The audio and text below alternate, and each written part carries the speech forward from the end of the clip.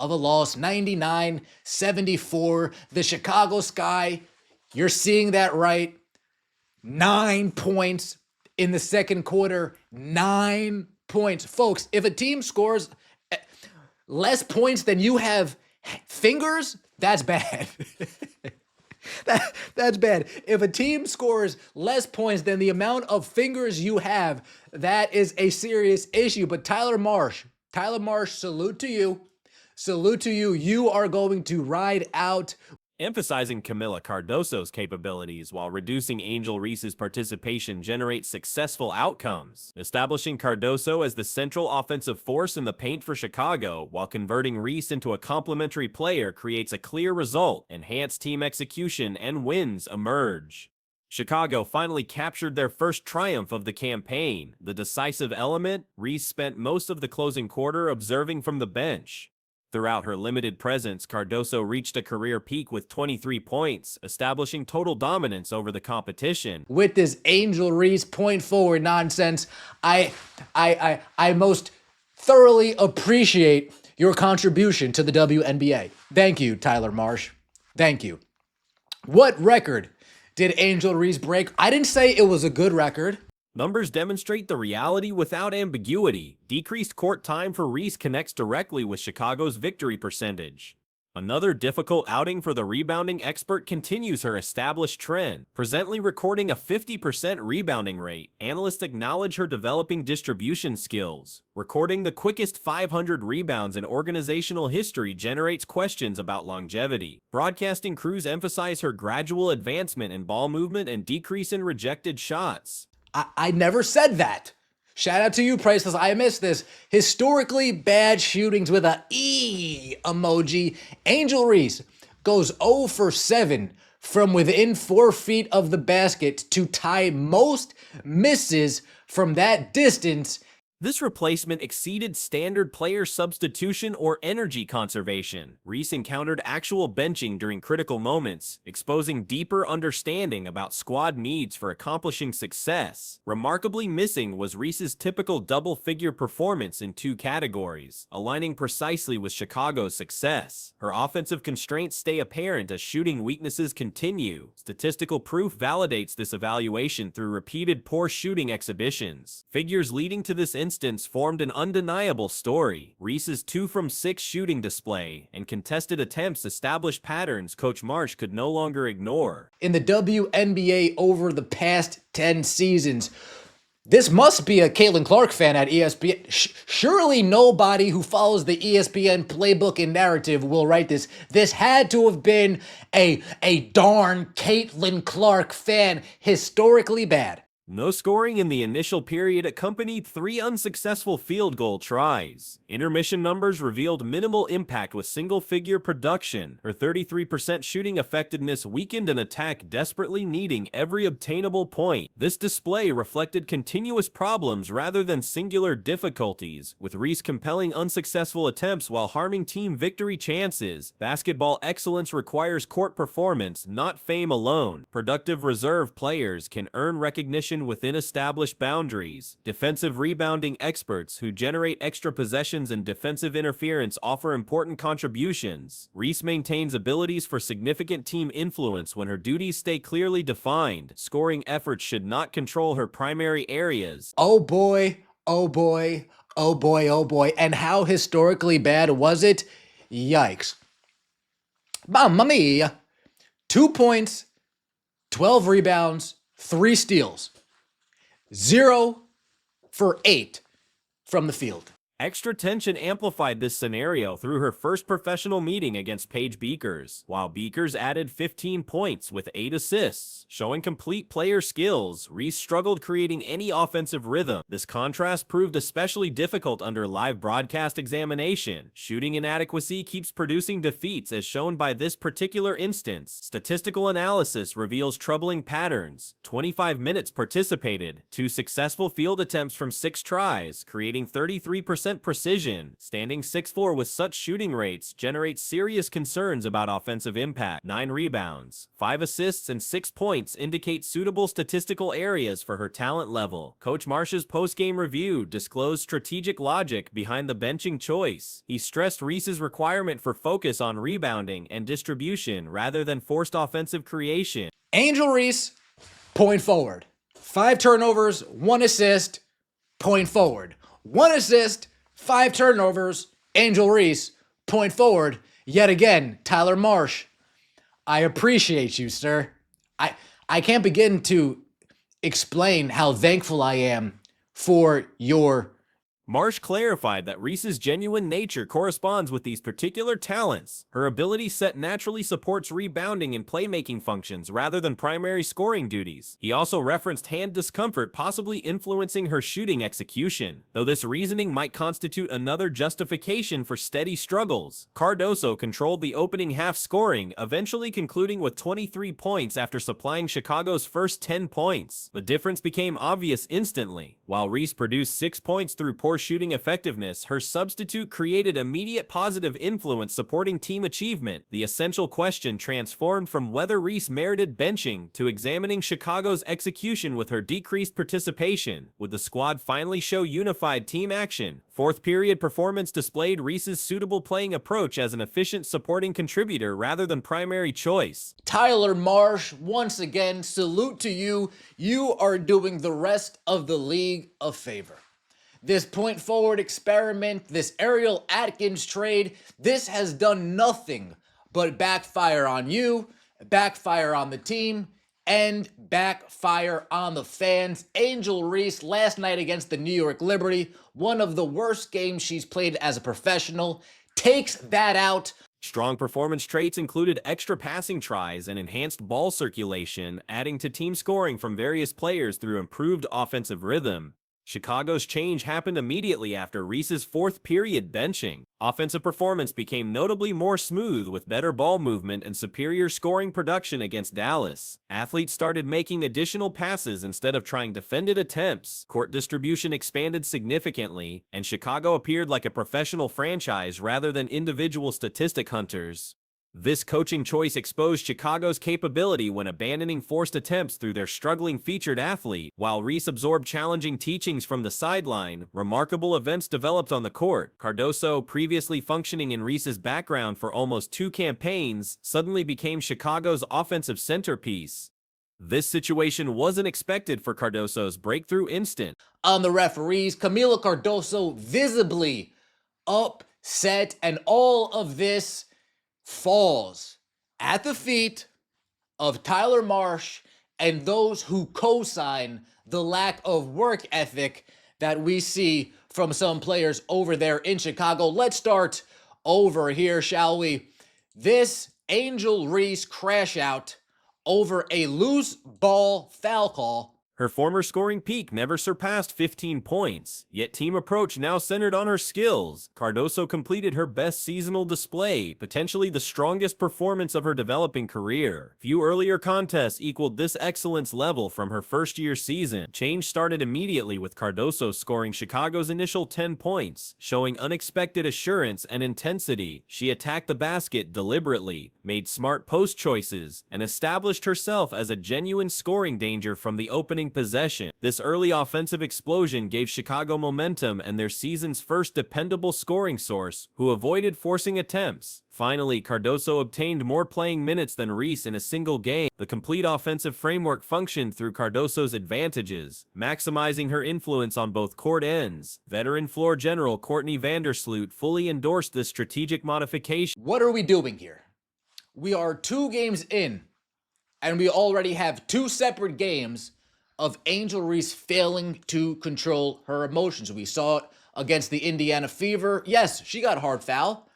But what was the difference between Angel Reese's reaction to the hard foul and Ryan Howard's reaction to the hard foul? Ryan Howard got up, took a step, talked a little bit of jargon. That was it. Angel Reese took a hard foul, got up, took multiple steps. Vandersloot declared that Cardoso needs regular ball contact due to her basketball comprehension, requiring increased offensive participation. When Hall of Fame colleagues support particular players, their suggestions hold considerable importance. Vandersloot acknowledged Cardoso's proper choice-making and deserved chances. Cardoso showed exceptional execution throughout the competition. Vandersloot's pick-and-roll performance included hesitation techniques, scoop finishes, and accurate passing to available teammates featuring Cardoso. This partnership generated exceptional outcomes from Chicago's point guard spot. Ariel Atkins performed efficiently for straight contests, supplying needed scoring and shot generation Chicago urgently required. Late possession scenarios demanding individual scoring actions highlighted Atkins' capacity to provide essential baskets for Chicago's achievement. Teammates got in there, proceeded to step forward. More teammates got in between. She proceeded to step forward. Couldn't control herself, undoes her shirt, goes to the bench. Can't calm herself down, gets up, walks back to the check-in table, and then we see the race hoax heard around the world unfold. However, against the New York Liberty, we can't take the race hoax route, so we just lose our mind on the court instead. Cardoso's display impressed through dual court control, extending past scoring numbers, paint dominance on defense, loose ball collection, and crisp passing sustained offensive flow. Her method differed dramatically from Reese's approaches, permitting the contest to progress naturally rather than forcing unavailable chances. Statistical superiority featured 9 successful attempts from 13 tries, 69% field goal rate, 83% free throw precision, 8 rebounds, and 23 points. Total control characterized her execution throughout the evening. Interior placement near the rim showed her effectiveness in preferred spots. Reese sometimes made proper choices, such as passing back to Cardoso for successful scoring chances. Each Cardoso basket appeared to release extra potential, while Chicago's attack operated in previously unseen methods. Athletes discovered her in beneficial positions, she completed through contact, and Chicago suddenly possessed genuine interior presence. Shooting effectiveness stayed consistently elevated, with 9 field goals from 13 tries and 5 successful free throws from 6 chances. These figures represent perfect production expectations from Cardoso. At 6'7", she should regularly accomplish 10 rebounds per contest through natural positioning benefits. Offensive rebound and another loose ball foul. They're going to give it to Angel. And this one might be challenged. We'll have to see. And an Angel Reese, I think, just got slapped. Cursing at the ref. That's bullshit. Multiple times. I don't like that. And then we hear Shimmy Miller. We hear Shimmy Miller. Disappointment regarding Cardoso originates from inconsistency after outstanding displays. Following 23 points and 8 rebounds, her following contest production stays uncertain. She might generate only 6 points and 3 rebounds in later games. Showing dependable consistency becomes vital for coaching personnel and supporter confidence. Cardoso's career-high scoring performance aligned perfectly with Reese's diminished function. Enhanced post-contact, better positioning, and complete offensive assistance enabled Cardoso to excel. Ball distribution no longer supported struggling athletes, but instead backed someone creating positive attempts and contributing to victories. Post-contest remarks from Cardoso disclosed her contentment with converting off-season work into game execution. This advancement proves Chicago's future might focus around a prepared athlete ready for expanded responsibility rather than their presumed star. How many times is she going to get away with just pushing people off, pushing people off? Now she gets a foul call and she throws a temper tantrum. Very interesting. The person who should be throwing temper tantrums on the Chicago Sky, that person should be this woman right here. That person should be Kamilla Cardoso. Look at the frustration oozing out of Kamilla Cardoso. She gets a switch. Natasha Cloud, she's posting her up. We can't get an entry pass to Kamilla Cardoso. Now, a lot of people are going to say, wait. You see the players on the New York Liberty cheating? I mean, Hamilton's injured. I'm not exactly sure who that is crashing down. Pardon me. You got Jonquel Jones on the backside. You give it to Kamilla Cardoso. She's 6'7". She catches it up top. while Reese tries unsuccessful attempts. When Reese made the proper choice to pass back to Cardoso, positive outcomes followed instantly. Missing initial layup tries didn't discourage Cardoso, who grabbed offensive rebounds and converted second chances. Statistical proof accumulating throughout the campaign became impossible to dismiss after this display. Reese's difficulties against Dallas constituted part of a concerning trend rather than an isolated poor contest. While advocates and media kept making justifications, numerical information exposed increasingly challenging to defend patterns. 6 points, 9 rebounds, and 5 assists in 25 minutes might seem acceptable statistically, but shooting effectiveness and choice-making generated serious worries. 2 successful field goals from 6 tries converted to 33.3% shooting precision. This wasn't unusual execution either. Pointless first-period display featured 3 missed shot tries. Halftime numbers revealed only 1 point produced. These figures fall significantly below expectations for someone allegedly handling offensive duties. Competing in her 6th professional contest, defensive pressure from opponents neutralized her impact. Their needs, the players' needs. You don't want to contribute to actually elevating them onto a different level. What you guys would rather do, you would rather brag about numbers like this. The most followed WNBA players. Ooh. Who has the most TikTok followers? Ooh. Who has the most Twitter followers? Ooh. Who has the most Instagram? Who has the most this? Who has the most that? Who has the most viewership? Who has the most attendance? Who has the biggest impact on the game?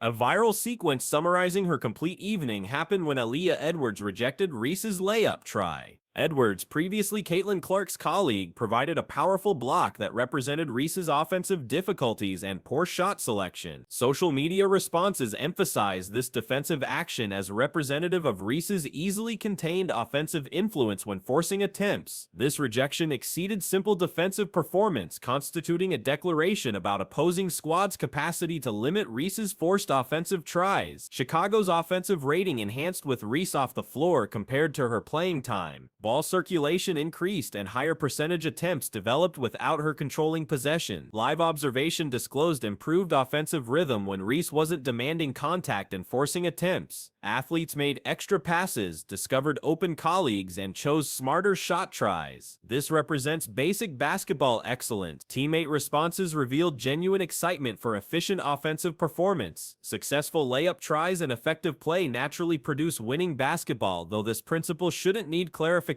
Season average contrast exposed consistent underachievement rather than single contest struggles. Individual numbers mattered less than squad execution when she wasn't the primary offensive choice. We all know the answer to that question, but yesterday, number 1 on this list and number 3 on this list went head to head. And if you let the WNBA tell it, oh my goodness, these are superstars. Can't miss basketball. Whether you need to spend the extra cash to see them on Amazon Prime, folks, you're going to get a show. Chicago's offensive statistics with and without Reese disclosed significant performance variations. Assist numbers jumped to 25 PUs in straight contests, and shooting rates improved when offense didn't function through Reese. Professional basketball performance surfaced when Chicago stopped forcing everything through their struggling star. These figures suggest Chicago's achievement formula needs Reese accepting a dramatically different function than expected by herself or advocates. Officiating quality in professional women's basketball needs enhancement, as poor choice-making influences contest rhythm and competitive integrity. Travel infractions and illegal movement trends require consistent enforcement from contest officials. While one athlete experienced benching in Chicago and her squad accomplished victory, another sits injured in Indiana with her team struggling through straight defeats. 2 second-year sensations confronting completely different situations generate vastly different squad outcomes. Whether you need to go on the couch and get some quarters to get to the game, folks, they're going to put on a show. So when you see Angel Reese and Paige Bueckers locking horns for the first time in the WNBA, you would expect a sellout, wouldn't you? I mean, after all, this is the number 1 most followed WNBA player on Instagram. One obtains reduced playing time through coaching choices, while the other stays sidelined due to physical injury. These opposing circumstances expose which athlete actually influences their team's achievement. League dynamics can change instantly based on player availability and execution. Without their star point guard, Indiana seemed lost offensively and defensively disorganized. The squad cannot operate without their floor leader managing offensive sets and generating scoring chances for colleagues. No adequate replacement exists for court awareness, teammate finding talent, or leadership characteristics. Indiana's complete framework collapses because their foundation relies on generational ability who elevates surrounding athletes' execution. Meanwhile, Chicago without Reese during essential moments seemed more organized than any earlier point this campaign. Offensive effectiveness actually enhanced without forced attempts and possession control. Natural ball circulation surfaced with athletes discovering superior scoring chances, appearing like professional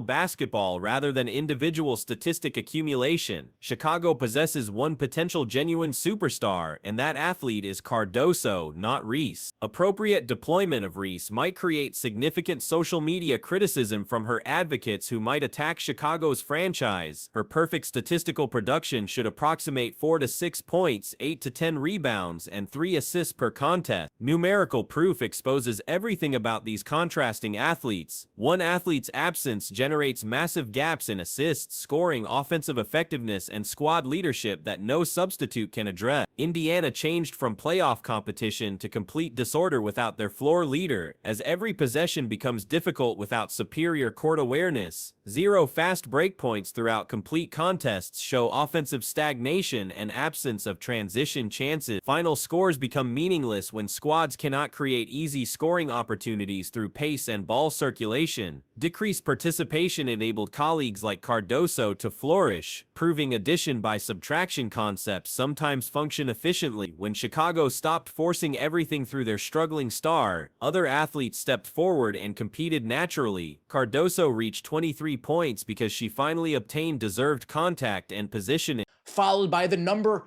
3 most followed WNBA player on Instagram. And last night, they were in the Wintrust Center, the Wintrust Arena, which holds a capacity of 10,000 fans. Paige Beckers is coming to town. Shout out to Santa Claus. Paige Beckers is, you guys get it. And in their first matchup, they draw a whopping 9,000. One athlete elevates colleagues through easy scoring generation and steady proper choice making, while another complicates contests for teammates through forced tries and disrupted offensive rhythm. Generating scoring chances and making optimal attempts shows true basketball influence compared to forced attempts and possession interference. Playing time allocation should never support less efficient athletes over more productive choices, though this trend existed until recent modification. Victory resulted from appropriate rotation changes and strategic acknowledgement of athlete advantages. Proof clearly shows contrasting influences. One athlete's absence destroys squad execution, while another's decreased function enables team achievement. This exposes the genuine difference maker between these supposedly comparable stars. Chicago's inaugural 2025 victory revealed truths that will transform their complete season method. Sometimes struggling stars benefit squads most by accepting decreased function, while other organizations build around athletes who elevate colleagues. Chicago discovered their achievement path might need limiting their presumed superstars' participation. When Reese sits, Chicago wins. Heavy minutes for her connect with defeat. Continued trends might indicate the start of Reese's reality modification and Cardoso's emergence as the featured athlete.